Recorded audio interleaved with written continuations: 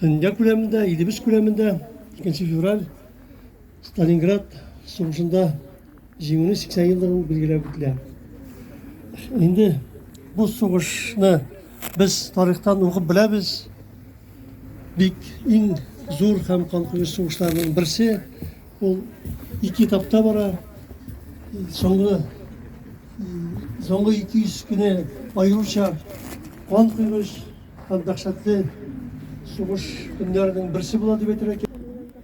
Шушы сугышта Совет гаскәрләре 700 меңнән артык офицер һәм солдатны югалта.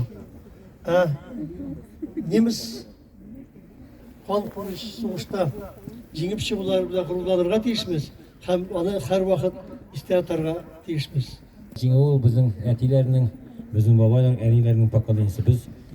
Без үстек, менә миңа үземә 66 яшь, без үстек менә шушы безнең сугышта катнашучы геройларның менә батырлыгына сокланып үстек. Чөнки без үскәндә 60 еллар, 60 еллар инде ул. Без бөтенебез дә гел сугыш буенча уйнадык. Шулай хәтерләдек, менә алып кешеләр хәтерләде. Беребез бер конечно немец буласы килмәде, беребез фашист. Гел Совет армиясе, Совет солдаты буласы килде. И стоят солдаты, пока не упадут, пока не попадет им пуля в грудь. Третий вечер, не грусти, это же не платная работа.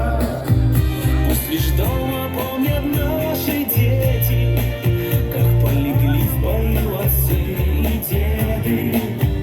Пусть лишь дома помнят наши дети, как полегли в бою отцы и деды.